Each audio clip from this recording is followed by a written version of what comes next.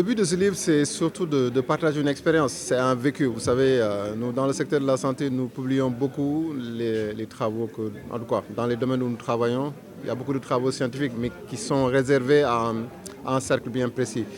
Ici, le but, c'était un peu d'avoir un partage avec le grand public, partager un peu notre expérience, notre vécu par rapport à cette pandémie Covid, mais également, surtout, susciter la discussion sur certaines questions.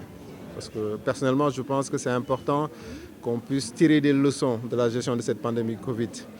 Même si beaucoup de bonnes choses ont été faites, il faudrait qu'on puisse s'arrêter et puis analyser les choses que nous n'avons pas eu à bien faire, certaines choses qu'on n'a pas bien faites, et pouvoir en tirer les leçons. Donc c'est vraiment un livre pour pousser à la réflexion, pour qu'on ne soit pas dans ce que j'appelle l'éternel recommencement.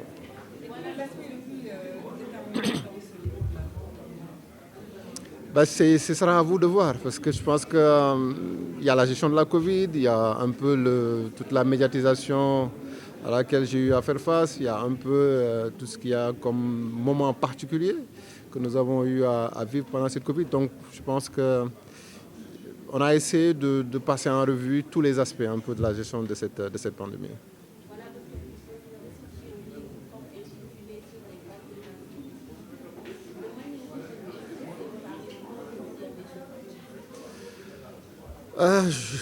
Plus ou moins difficilement, on peut dire, parce que ça n'a pas été facile. Parce que, comme vous dites, c'est des vagues. Donc, il y a eu des moments simples, il y a eu des moments difficiles.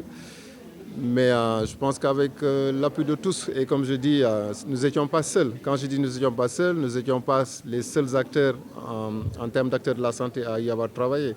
Nous avons travaillé avec d'autres acteurs, d'autres secteurs, d'autres départements. Et c'est ensemble que nous avons pu, tant bien que mal, je pense, arriver à un résultat qui est plutôt satisfaisant et que tout le monde entier a pu aussi apprécier. Voilà, donc docteur Seyni a parlé un peu de l'autocensure.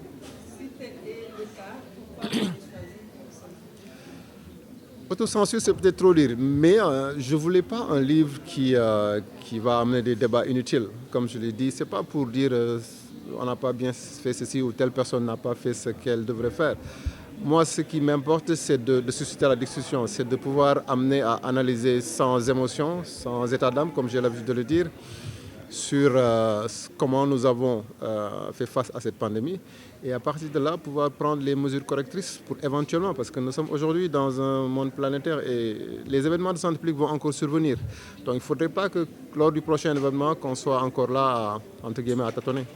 Est-ce que réellement, vous l'avez raconté, votre vécu, les autres acteurs de la santé également, à la fin de la COVID-19, est-ce que vous pensez que les Sénégalais ont réellement retenu la leçon? J'ai l'habitude de dire que nous avons une amnésie très précoce, c'est-à-dire nous oublions très vite. Et c'est pourquoi nous, en tant qu'acteurs de la santé, c'est important pour nous de ne pas embaucher ce chemin et de nous arrêter et analyser les choses parce que, comme je l'ai dit, il y a des choses qui ont été faites, il faut pouvoir les évaluer. Mais si on voit aujourd'hui dans le subconscient de beaucoup de personnes, Covid est derrière, alors que même si l'urgence de santé publique de portée internationale a été levée, mais la pandémie est là.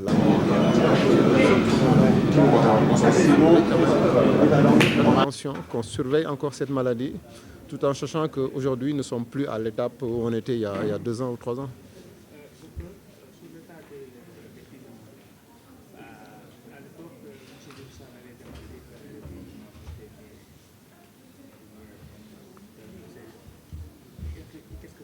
No comment.